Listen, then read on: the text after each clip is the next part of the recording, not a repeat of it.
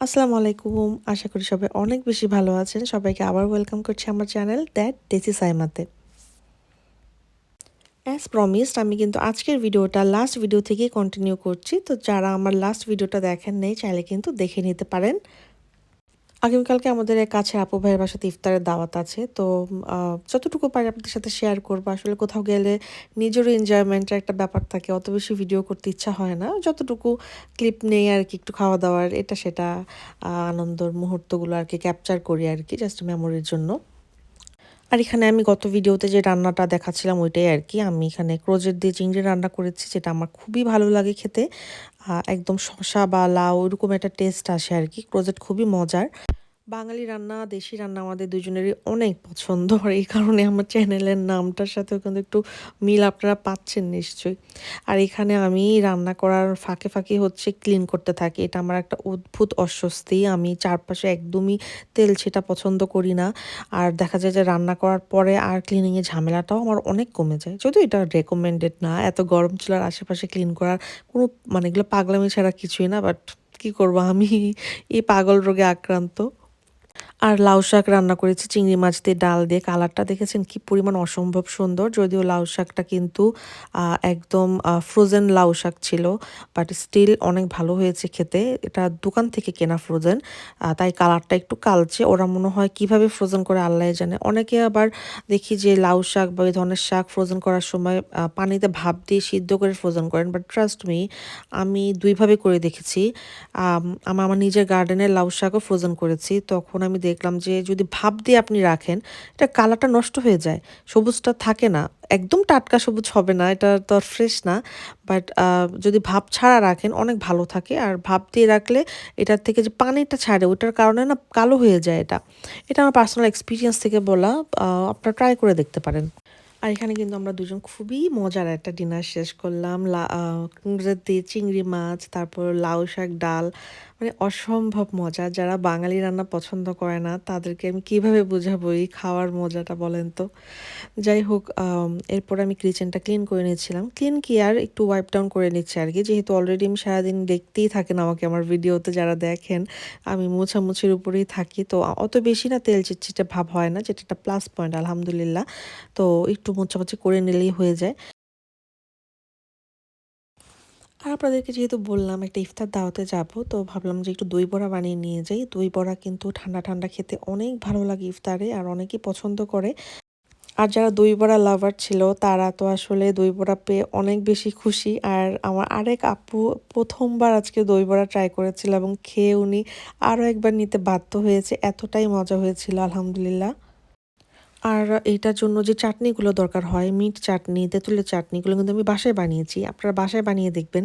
অনেক বেশি মজা হয় খেতে দোকানের চাটনির তুলনায়। আর আপনারা বাসায় এটা সংরক্ষণ করে রাখতে পারবেন। আমি আসলে ওইদিন ব্যস্ততার কারণে খুব বেশি ভালো করে ভিডিও করতে পারি নাই। তো সামনে আমার বাসায় ইফতার দাওয়াত আছে। তো আমি চিন্তা করছিলাম যে ওই দই বড়াটা আবার বানাবো।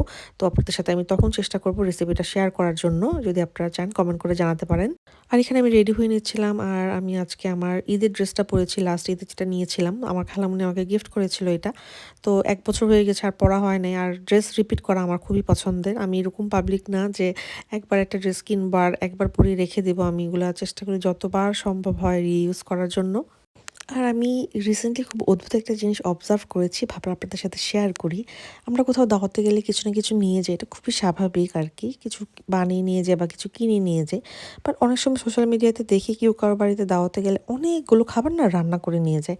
কিন্তু আসলে যখন কেউ আপনাকে দাওয়াত দেয় তখন তারা ভালোবাসা দিয়ে নিজেদের রান্না করা খাবারটাই কিন্তু আপনাকে খাওয়াতে চায়। তো আপনি চাইলে অবশ্যই ভালোবাসা থেকে একটা ছোট খাবার আপনি বানিয়ে নিয়ে যেতেই পারেন। এটা খুবই সুন্দর একটা ব্যাপার যদি বাহির থেকে কিছু কিনতে না চান।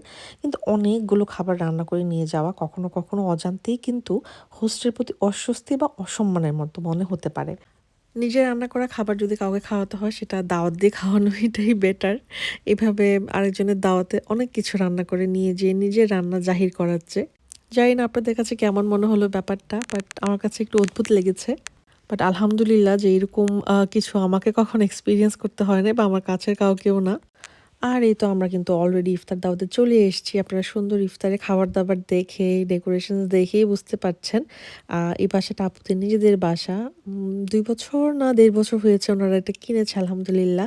আর একটু, একটু করে সবকিছু গুছিয়ে নিয়েছে।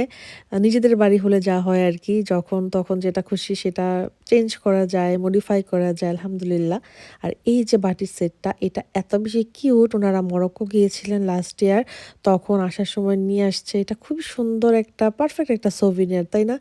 কোথাও থেকে বেরিয়ে আসার পর এরকম সুন্দর যখন একটা জিনিস পাওয়া যায় আর এটা কিনে নিয়ে আসা যায়, সারা জীবন একটা স্মৃতি হয়ে থাকে। আর অনেক সুন্দর একটা সার্ভিং বোল সেটও এটা। আর এই তো এখানে আপু সবকিছু সার্ভ করে নিচ্ছিলেন আরকি। আর এখানে আরো আপুরা এসেছেন একটু ভাজাভাজিতে হেল্প করতে। ইফতারের আগে বা রান্নাঘরের উপর দিয়ে যে একটা ঝড় বয়ে যায়, তাও আবার দাওয়াতের সময়, সেটা বলাই বাহুল্য। তো এখানে পেঁয়াজও ভাজা হচ্ছে, বেগুনি ভাজা হচ্ছে। আপু পিনহুইল সামোসা বানিয়েছিল, চানা চাট, টুনা মাছের কাবাব আর অনেক কিছু ছিল, আমার এখন নাম মনে আসছে না। চিকেন পাফ পেস্ট্রিজও বানিয়েছিল। তো গত রোজায় আমি চিকেন পাফ পেস্ট্রি বানিয়েছিলাম, যেটা আপুরা অনেক পছন্দ করেছিলেন। আপনারা আমার লাস্ট রোজার দাওয়াতের ভ্লগে কিন্তু এটা পেতে পারেন রেসিপিটা। তো আপুরাও কিন্তু আমাকে প্রায়ই বলে যে এটা খুবই ঝটপট ইজি একটা রেসিপি ওনারা শিখলেন। তো আপনারা যারা দেশের বাইরে থাকেন, এই পাফ পেস্ট্রি শিট কিন্তু আপনারা যে কোনো লোকাল স্টোরে পাবেন। আমি বলব যে এটা কিনে বাসায় রেখে দিবেন। যে হঠাৎ করে কোনো গেস্ট আসলে বা আপনার নিজের কোনো কিছু খেতে ইচ্ছা করলে একটু ঝটপট আপনারা বানিয়ে নিতে পারবেন। আর চিকেন, বিফ বা ভেজিটেবল যে কোনো ফিলিং আপনারা রেডি করতে পারেন। আর যে কোনো শেপ দিতে পারেন। এখানে আপু একটা ফ্লাওয়ার শেপ দিয়েছে। আপনারা বক্স শেপ দিতে পারেন, রাউন্ড শেপ দিতে পারেন। Shape doesn't matter actually. আর এই তো ইফতারের পর চলে আসছে চা। চা হচ্ছে ইফতারের মেইন গেস্ট, আর না হলেই না। আর চা খেতে, খেতে আপনাদের সাথে কমন একটা কথা শেয়ার করি। যারা এখন পর্যন্ত আমার ভিডিওর সাথে আছেন, আপনাদেরকে অসংখ্য ধন্যবাদ। প্লিজ ভিডিওটিতে একটি লাইক দিতে ভুলবেন না। আর যারা এখনও আমার চ্যানেলটা সাবস্ক্রাইব করে রাখেননি, চাইলে কিন্তু আমার চ্যানেলটা সাবস্ক্রাইব করে পাশে থাকা বেল আইকনটা ক্লিক করে রাখতে পারেন। এতে আমার ভিডিও ছাড়া মাত্র আপনার কাছে নোটিফিকেশনস যাবে। আর আপনি একটা সময় সুযোগ মতো আমার ভিডিওটা দেখে নিতে পারবেন। আর আলহামদুলিল্লাহ আমরা সবাই খুব সুন্দর একটা সন্ধ্যা পার করলাম। আসলে এখানে তো আমরা কেউ ইমিডিয়েট ফ্যামিলি নিয়ে থাকি না। তো এখানে আমাদের বন্ধুরাই, আমাদের পরিচিতরাই আমাদের ফ্যামিলি। ইফতার পর আমরা কিন্তু হালিমও খেয়েছি। এরপর আবার কাচ্চি বিরিয়ানি না বিফ বিরিয়ানিরও আয়োজন ছিল ডিনারে। তো সব মিলিয়ে অনেক খাবার-দাবার রান্না করেছে মাশাআল্লাহ আপু। আপু কিন্তু পেশায় একজন ইঞ্জিনিয়ার। তো ঘরে বাইরে একসাথে সামলানো কত কঠিন সেটা কিন্তু আমি খুব ভালো করেই বুঝি। তো যখন কোথাও যাবেন দাওয়াতে, ওই বাসার মানুষদের জন্য অনেক দোয়া করবেন। একটা মানুষ আপনাদেরকে দাওয়াত দিয়ে খাওয়াচ্ছে, তাদের রিজিকে শামিল করছে, এটা অনেক বড় সুন্দর একটা ব্যাপার, তাই না? আশা করি আজকের ভিডিওটা আপনাদের কাছে ভালো লেগেছে। আর আপনারা সবাই জানেন আমি দাওয়াত হোস্ট করতে কত পছন্দ করি। তা আমার বাসায় ইফতার দাওয়াত কেমন হচ্ছে সেটাও কিন্তু আপনাদের সাথে আমি কোনো একটা ভিডিওতে খুবই সুন শেয়ার করব ইনশাল্লাহ। তো এর জন্য কিন্তু আমার চ্যানেলটা সাবস্ক্রাইব করে রাখতে ভুলবেন না। আর ভিডিওটিতে একটি লাইক দিবেন। তো দেখা হবে নেক্সট ভিডিওতে অনেক সুন্দর, সুন্দর ভ্লগ নিয়ে। আল্লাহ হাফেজ। আসসালামু আলাইকুম।